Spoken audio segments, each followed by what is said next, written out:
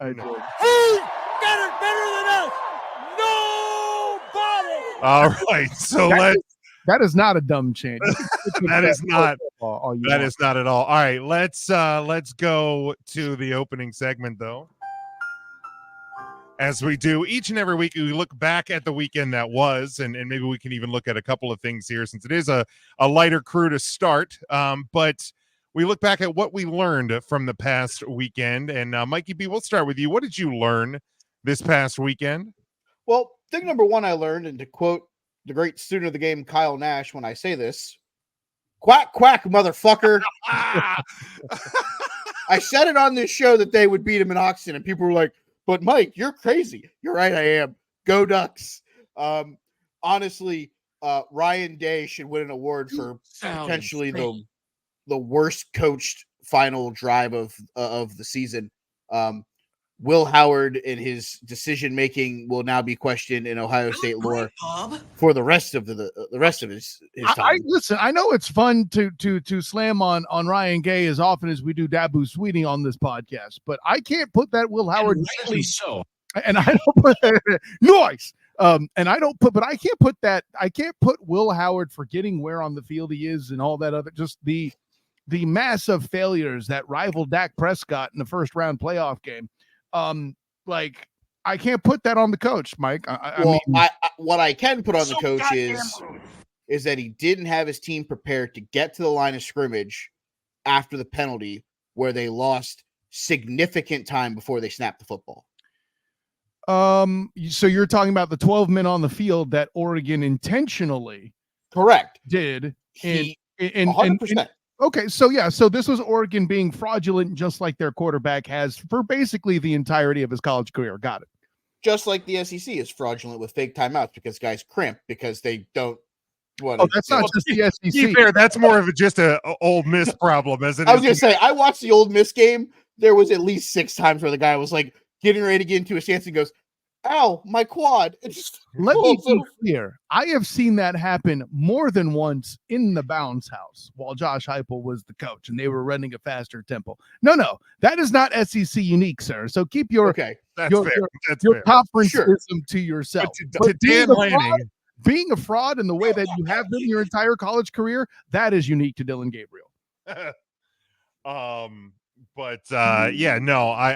kind of was on a similar wavelength with you, Mike. I mean that Oregon's put themselves in the driver's seat. Now, again, you have to finish the drive, but they have put themselves in the driver's seat as far as the Big Ten goes. Now, granted, in 2.5 months, or I guess about a month and a half, we'll be talking about probably these same 2 teams playing in Indy would be my guess. But yeah, I mean, just it was a big win. That's a game that we've historically come to know Oregon to lose. Oregon's gonna Oregon is a catchphrase that was used on this show for many years because they lose this game. And there's still time. Oh no, they'll lose I mean, I picked them to go undefeated, so I will not say they're going to lose a game, but there is opportunity for them to slip up after this game. I mean, honestly, your perfect example is exactly what happened to Alabama 2 weeks ago against Vanderbilt. Beat Georgia, high on cloud 9, rolling, and Vandy clips them. Rank them, you cowards. I mean, they really should put them in the playoffs. Then you'd have to knock out either Army or Navy, and I just don't know how un-American. Sir, the one you replace is the one whose toughest win is West Virginia, and wins feature juggernauts such as FIU and Western Illinois. You take Indiana the fuck out of that top 25. I was gonna say this sounds like either like Indiana or Illinois or somebody like that could be in the top. I think 25. Illinois would be the better answer. Hey, at least at some point Illinois exposed Nebraska and did something for the country. The fuck has Indiana done in football lately? We'll find out Saturday. Showed up. That could be debated, sir. You can phone it in and beat Western Illinois, homie. That's all I'm saying. For sure. And my closing argument with the Ducks, we talk about stadiums that are incredibly difficult to play in across college football. and one that doesn't get mentioned a lot in the mainstream media is Autzen Stadium. Eugene? Yeah, Eugene. That place was loud from pre-kickoff through the final whistle. I think it's time to start giving those college kids a little credit. They show up, they're loud, they give Oregon a home field advantage that you want in those games. No, it is not the Horseshoe. No, it is not the Big House. But it's a pretty damn respectable place to play collegiate football. Yeah. I tell you what, the people of Columbus, Ohio are certainly talking about the environment that the Buckeyes went to on Saturday now. So that's for sure. Oh, look who came to join us. The security van came crashing through the wall, Jim.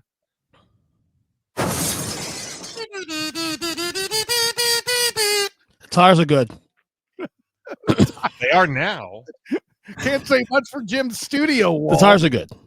Yeah, thanks. Got the love guts Ernest and- EJ Christian, yeah. fashionably late. How are we doing this week? Ain't nothing fashionable about this chump. Especially when he's wearing a Mets shirt. See what I did there? I mean, I'm at good. least- I had to be a daddy. That's all. So At least Byrne is trying to give Canada something to cheer for because they lost hockey. What's your excuse? Gross. All right. Kyle, student of the game, Kyle Nash, what did you learn this weekend?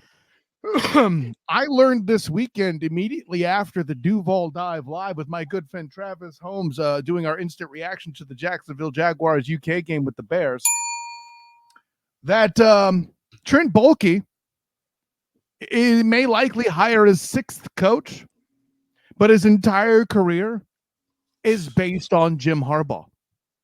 Now, I know what you're thinking, Jim, with your entrance into the transfer portal, with your dashingly, actually quite attractive powder. Oh, got it better than us. Nobody. Not in Jacksonville, but I like what you're trying to do there. By the way, the dark blue is much better, but details. The punchline is this, my good friend. Oh, see, I'm a fan of the lighter blue myself. You would be. Shouts to Matt Muehlheisen. That's slacker. Here's the thing. And I don't know if you happened upon the AFC South pod where the General Mike Patton had me and Travis on and just called us as a collective, welcome the Duval Dive. You know, That's today, right? What's that? Oh, today. It dropped today, right? Or It was it did yesterday? drop today. That's Okay, right. Okay. My boy Mike. Yeah, no, shouts to the General as well. But let's do this backwards because saying he's about to hire his sixth coach means he's hired 5 before. Ernest Christian, you will be silent. You have participated in this exercise on the Earnestly Speaking podcast during the Student of the Game Report. Most recently, of course, was Doug E.P., who currently has a losing record. Previous to that was Urban Meyer, arguably the worst coaching hire in NFL history. If you're looking at Baalke's resume so far, Sucks. yeah, not great, Bob. So yeah, it's not that I disrespect your soundboard. I'm just showing the world I don't need it, Jim. But then after that, does anybody remember the experiment that failed that eventually got Baalke out of the building? Anybody? You'll know him. Our Eagles contingent would know. Actually, Eagles Jaworski would know too, but only because he's participated in the exercise. It's Chip Kelly, right? Oh, yeah. Speaking of Everybody, suck. oh, yeah, that did happen. Speaking of Oregon, Right. Right. Current also, defensive coordinator of the Ohio State who lost to the Ducks on Saturday, Chip Kelly. which Right? leads me to a whole other thing. How do you make Chip Kelly a defensive coordinator? But please, one problem at a time, guys. Quack quack. Then before that, what happened? Mike I'm Thomas. lost. Okay. So we have losing records there.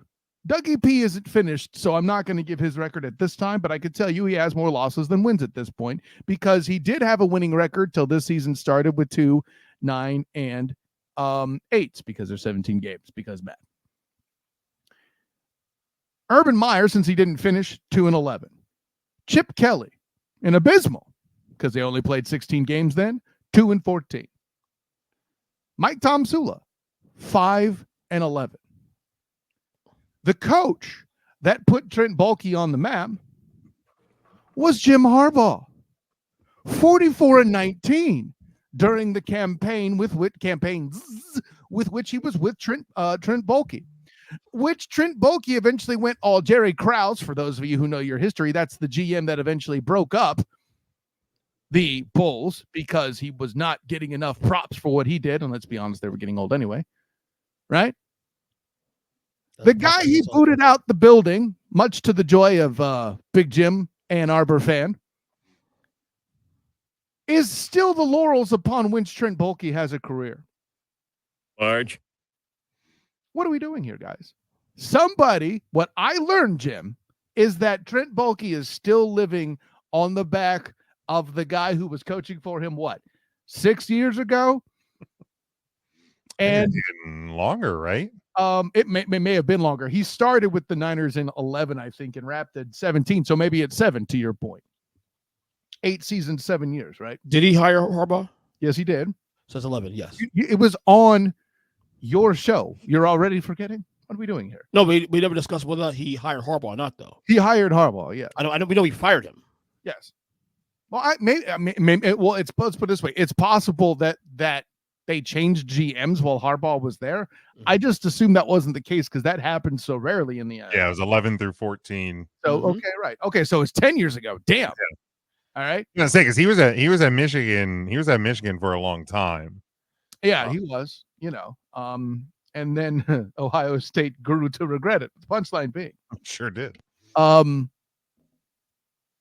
I learned is that not only is Trent Baalke on the back of Jim Harbaugh for his career, Jacksonville needs to fire him now because you're going to let him get another high draft pick to ruin and waste while also hiring another coach that can't do the job. Not great. Yeah, that's not great, Bob. You don't say. Front office problems seem to be going around the league. Pretty heavy. If you want mediocrity in 500 and like 4 playoff appearances in 22 years, I heard Marvin Lewis is looking for a job. So the problem with that horrible take, if Marvin Lewis wasn't there, they never would have kept making the playoffs. But correct, 100%. I'm being a smartass. Oh, okay. Which leads me to my next point. Bleep Paul Brown. Anyway. Ernest DJ Christian, what did you learn this past weekend? I ain't learned shit. No, I'm joking.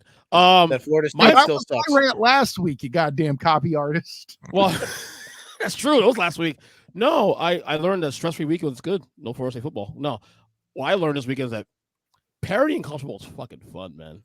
I love the fact that we have a 12-team playoff now because now everyone feels like they have a chance now. Like all these games matter now, even more so. You feel like some games, like for example, if you lose like 1 or 2 games, for example, like in the old format, your season's pretty much done. You have no shot against the fucking crack. Hold on, EJ. I'm sorry. Weren't you the one that vehemently argued how much less regular season games matter, and that's why the playoff is bad? That was you.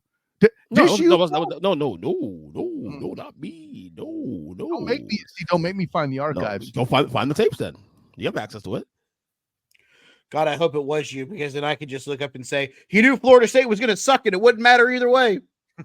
I mean, that's a whole other conversation, but no, this is great. Everything matters now, man. Like everybody feels like have a chance to be involved in now. It's great. I love it. Rank Vanderbilt, you cowards.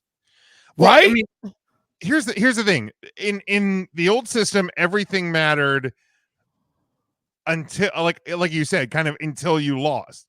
Because the minute you lost, and unless you were, at a select portion of the rankings or the country, one loss pretty much sealed your fate. Yeah. Now, you have the ability to lose a game, possibly even 2, depending how your schedule, where you started, who you lost to, when you lost, how the other things shake out. Because I mean, a couple weeks ago when we were supposed to have a quiet college football weekend, we saw how well that went. Mm-hmm. That shook up everything. We saw a little bit of shake up, this past weekend. We're going to continue to see that because again, you have, 5 SEC teams in the top 12 spots, or multiple Big Ten teams in the top 10, and this and that. So we're going to see these see these teams kind of play around each other a little bit too. Yeah. So that the shakeups will continue. But again, if you lost, if you're a number 1 team that lost to a number 5 team in late September, but can beat the number 6 team in the first weekend of November, you're still right there in the hunt. And that's Right. what's I mean, that's what's exactly. cool about this. Like look at Ole Miss, 5-2. That right now ranked number 18. They're Mhm. not out of it yet. They're not out of it. Number 1 in the SEC. So if they can pull up some wins the next couple weeks, they're still in the hunt to crack the 12. Life support. Jim, can I say it one Yeah, more time? I mean, well, right. A third loss definitely would harm them more than any good. But but at the same time, you're not out of it yet. Can I say it one more time, Jim? Go ahead. You're not Jim. Shut up. Fuck you. I mean, the floor is yours. Rank Vanderbilt, you cowards. Yeah, I mean, Ole Miss definitely has a much tighter window, but especially if you can beat Georgia on November 9th, you're going to be back in it. I don't think they will personally, but right. I mean, the possibility is still there. Can I pull a line from Ernest Christian for a second? Rank Vanderbilt, you cowards. No, that was you. I already agreed with that one. Stop. I agreed with that one. Georgia versus Ole Miss, must-win game for both teams. Oh, Jesus Christ. Because in a hypothetical world, Texas beats Georgia. They have 2 losses. You have 2 2-loss teams. I don't think we're getting a 3-loss SEC team into the top 12 because I think there's going to be I think there's going to be enough 2-loss SEC teams that a 3-loss SEC team is not going to get right over to your point. Yeah, SEC correct. Is what I'm saying. Absolutely must win. Mike, that's a great Well, point. but hold on though. I guess to me, it depends. Yeah, I guess it would depend how much. Hold on. No, because Georgia would still need to win. Hold on. We got Cameo coming here. Hi, EJ. I won't make fun of you today. Why the hell not? God damn it. I love you. The Venmo cash. I get it. Got it. Exactly. If Georgia loses this weekend, it would be that would most likely be it would be a must win for. No, he's right. Here's the thing though. Like I will say that a 3-loss SEC team may get more consideration than say a 2-loss ACC team. Or I'm not denying that, but I think there's a world that you live in that a 3-loss Georgia team could not play in the SEC title game and have 4 or 5 SEC teams finish with 2 losses ahead of them. Without question. Yeah, is what I'm saying. I would be humorous. You got a point, Bern. Right, because here's the problem when if you would become a at that point 3-loss Georgia team. So if Georgia loses this weekend, they're currently 5. You lose to Texas. I mean, we'll obviously get to the pick on that later, but let's even say it's by a touchdown. You're probably getting knocked down to 8, 9, or 10. Yeah.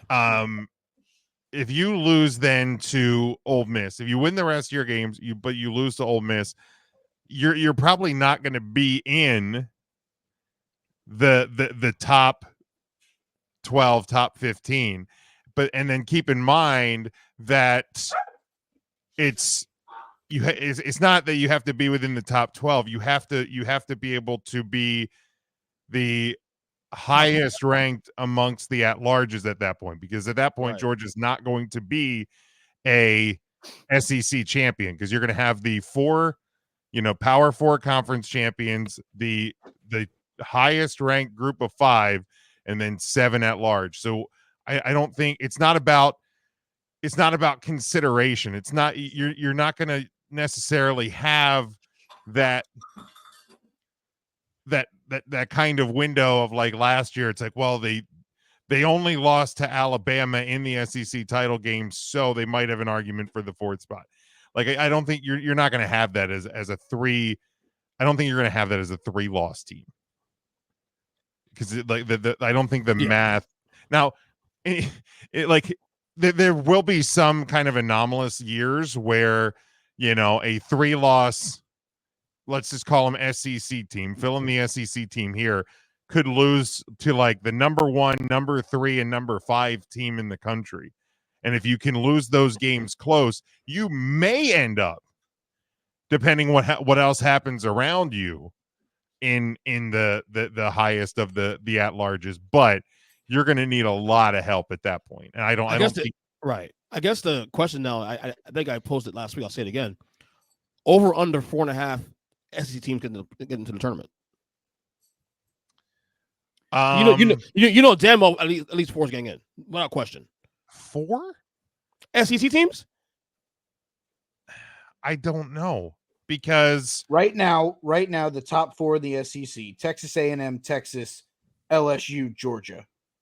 It's not as clear cut as it once was because rank Vanderbilt, you cowards, A and B. I'm saying. The Big 12 is actually putting on a lot more of a show than we thought, and the ACC is the inverse. They're much more awful than even I, the ACC hater on this panel, could have ever imagined. So we'll EJ hold that thought, because we'll get to what the 12 would be. Oh, this week, nice. Here in a minute. Yeah, we're going to do that from now until we get to the actual playoffs. So yeah, it's called a segment. We'll get there in a little bit when we look at that. So yeah, let's hold on to that thought. I'll go to mine here. And what I learned this past weekend is that even in a loss, Washington Commanders showed that they are at worst playoff level team. Somebody's flying into the NFC East power vacuum, EJ Chris. He is. He sure is. Well, no, because this was the first true test of this team. Correct. And granted, they lost. Okay, cool. But you lost to one of the best teams, not only in the AFC, in the National Football League. You lost in Baltimore. Now, granted, I understand your Baltimore and DC are very close to one another, but you are in a road environment, a loud road environment, and you only lost by a touchdown. So, that's a game that in previous years, Washington goes in and gets beat pretty bad. Mm-hmm. Well, see, with EJ, he doesn't really respect the loud road environment because of the way he smashes through the wall with his security van. Like, road environments don't faze him. No, he just doesn't know what a road environment is because he roots for 37 teams. This is true. See, that is true. Work smart. Work smarter, not harder. Come on. I mean, I hate that I got upstaged, but I didn't think mine was that bad. Get over it, Mike. Mike did it. Get over it, Kyle. Damn. I agree with you. I agree with you, Jim. I was saying the podcast too on the show we did with Kyle today on this speaking report today.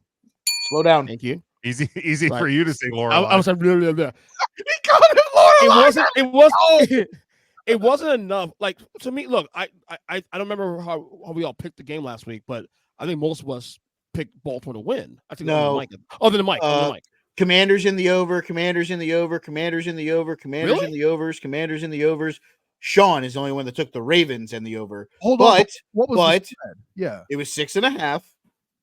People did take Baltimore to win the game, including Kyle. I even said that I thought Baltimore would win the game, but I thought 7 was too many points. Also win the game as well. I think we were all just saying that we thought 6.5 was too many points. So my point was, like, can they pass a smell test? Like, I felt they're going to lose the game anyway, but can they stay in range? Can they be competitive?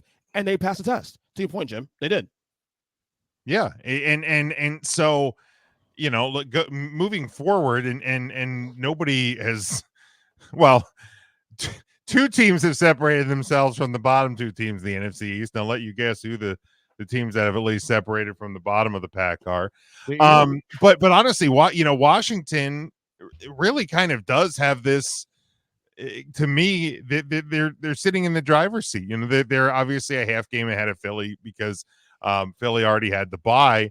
But like, Washington's playing the best football in that division, and they have over the next couple of weeks. The schedule to kind of continue to win some games. They have the Panthers this weekend, the Bears next, then the Giants, Steelers, Eagles, Cowboys, Titans, Saints, Eagles. Wow. All winnable games, folks. Bye week in between Titans, Saints, by the way, just for those I knew there was a bye in there somewhere. That don't know that. Now, granted, the Eagles games, if the Eagles start to find a new head coach, whatever, they will. They're going to provide a test. The Saints apparently have just mailed it in after week 2. And so like the Washington's really not going to be tested that much until the Falcons at the end of December. Week 17, Perk Thuggins, baby. It's like going back to DC. The Kirk Coupin's revenge game, right? Let's go, baby. But honestly, like the road is there for Washington not only to win this. If they win both of those games against the Eagles, I don't, barring injury, I don't see any reason why this team's not going to cruise to an East. So what I hear from you, Jim, is right now as we head to week 7 of the National Football League 2024 season, that you have the Commanders right now winning the NFC East. Are you going to go 10 green toes down on that? No, I'm not going to go 10 green toes, but first off, 10 red tails. I say Washington doesn't wear green for starters. I'm just saying green because it's put a Yeah, that's a fail. Just admit it. 10 red tails. The joke was right there, and you opted to blow it. Way to go, EJ. You had it all and you blew it. I hate you. Yeah, I will say the Commanders will win the NFC East. Because I'm slowly moving in the direction, but I can't go there just yet. Well, I know it's because you have to slowly maneuver yourself off. For one reason. I said 2 weeks ago, drew my soliloquy on the Jalen Hurts press conference thing, that these next 4 weeks of the Eagles are going to say a lot about where this team goes. Because it's obvious now at this point it's a 2-team race. Dallas is gone. They gone. Dallas is dead in the water. Dallas is gone. So we're not even counting them anymore. Jim, on your own behalf, can you please give me a Lucifer Morningstar? I tried to tell you, but you wouldn't listen. About what? Dallas? About the Cowboys being much worse. Oh, yeah, of course. There was, it's bad. And that schedule don't get any better. Yeah, I mean the Eagles. I mean the Eagles do have somewhat of an easy road as well, like Washington does. Giants, Bengals, Jags, Cowboys, Commanders, Rams, Ravens on December 1st. That's obviously going to be a tough one. And then they finish Panthers, Steelers, Commanders, Cowboys, Giants. So both teams have easy-ish roads ahead of them. Obviously Washington's going to have a bye week that the Eagles have already had. It's going to come down to those 2 games. Again, barring injury or something like that. But like right now, Washington's playing better football. And right. The reason why I can't let go of the Eagles, because the Eagles, to me, of the 2 teams, still have the most talent of the 2 teams. But the issues I've been saying for weeks now it's internal. You might don't agree. But I think they're more talented than Washington right now, currently. But where are they more talented? I think he's referring to the receiver core. Receiver core. Yeah, the receiver core. I mean, skill position. Yeah. Are we ready to put? I know it's a small sample. Hold on. I said before at the NFL kickoff that I thought the Philadelphia offensive line was in trouble without Jason Kelsey. You did say. I don't know. Yeah. Through 6 weeks, I feel like I'm actually spot on that. No, I think we all agreed with you. We all agree with that. Yeah. And here's the deal. Jalen Hurts has not played to Jalen Hurts' capability because Jalen Hurts, for the first time in his career, does not have the best center in the National Football League snapping him the football and making adjustments at the line of scrimmage. Now, and Lane Johnson, as another guy, is aging too. Let's be fair, right? Correct. So their offensive line is taking a hit. At the end of the day, that's very transparent. Yeah, absolutely. Saquon Barkley better than Austin Eckler and Brian Robinson? Yes. Obviously, yeah. I think Terry McLaurin is just as comparable to Devontae Smith and A.J. Brown. Ooh, you can make that face all you want. A.J. Brown will probably miss another 4 games before the end of the season. I know. If you're throwing injuries, if you're throwing injuries in the we have to. Why are we living in a vacuum that injuries don't occur? Injuries happen every game. Aiden Hutchinson just went down. It looks like that's a perfect place for someone to trade for a defensive end. More on that in a minute. Hold on. I would take Brown over Terry, but Terry over Devonta. It's a conversation worth having, is what I'll say. Yeah, I'm saying they're not leaps and bounds better than the Washington Commanders. Oh no, I'm not going 1 through 53 right now. Right, I'm going that far. So I will say is I will give Washington the edge in the thing that I think matters the most. The head coach. Oh, the head coach. Okay, I give Dan Quinn a better grade than I do Nick Sirianni because Nick Sirianni has lost that locker room. By the way, EJ Christian, you know where you've heard this argument before? On the Student of the Game Report on the Earnestly Speaking podcast. It literally, I think it would have been last Sunday after the Commanders win over, I forget what team they played last week. Can we talk about the Red Tails next? Oh, sorry, I got confused. My bad, Jim. After they boat raced the Browns. There was a shot of like Dan Quinn doing the post game locker room speech and everything, and I just went, that could have been us. Like I'm just sitting here going like, fuck you, Jerry. No, you know what, dude? Which, I mean, has basically also quick sidebar has been the entire theme of the last 2.5 days for me. You can say that, Jim. Know, but right at the end of the day, son, we get it, Jim. Jim, you can say that all you want, though. At the end of the day, as long as Jerry Jones run that fucking team, Dan Quinn can never have the right, and that carte blanche to do what he needs there. And so EJ, that's if you would have listened to me before you started rambling your point, you would have understood that what I meant was "fuck you, Jerry" has been the whole phrase of, well, not only the last 30 years, but really the last couple of days, last couple of weeks, because it is getting progressively worse. He's threatening to fire the sports radio host that he doesn't even. What a piece of shit he is, for the record, doing that shit. Okay. I need to let you know. Unbelievable. I just got off the phone with Ray Charles. Even he could see that was the case. Oh my God! But anyway, that's why I picked up the phone. I was getting a call, Mike. Not about the Cowboys, but yeah, head coach right now. You don't see Dan Quinn arguing with his own fans. So the Dan Quinn led Red Tails Commanders boat raced the same team that the Philadelphia Eagles escaped from this past week.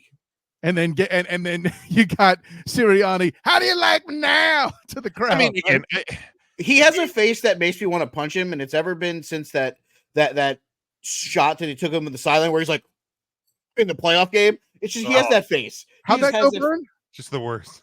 So just yeet, just right in the schnoz. This guy sucks. But I'm barring injury, this Commanders team has arrived well before their arrival time.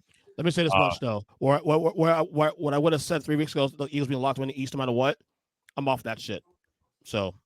You should have been off that shit after about week 2, but don't do that. I know. Who do you trust, right?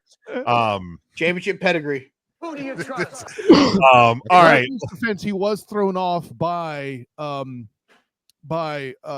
Smith and AJ Brown both being out. I think that's fair. No, right, true, very true. But again, the stuff that we're seeing, the press conferences, the comments, the fucking reaction. You said today on the podcast, Kyle, also too. Dysfunction.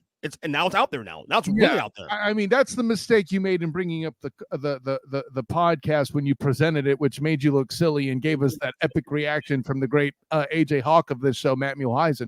It's not just that one. It was so worth it. It was so worth it. It really was. But we're talking about stuff going back 1.5 years plus, man. Yep. Mm-hmm. You know, and you know, off there, I told you about what my first impression was when meeting Sirianni at the Super Bowl. He just struck me as a young guy, and I think this maturing process has been sobering for him. But Jim, to your point, Washington definitely. I mean, I learned a lot more in them losing this weekend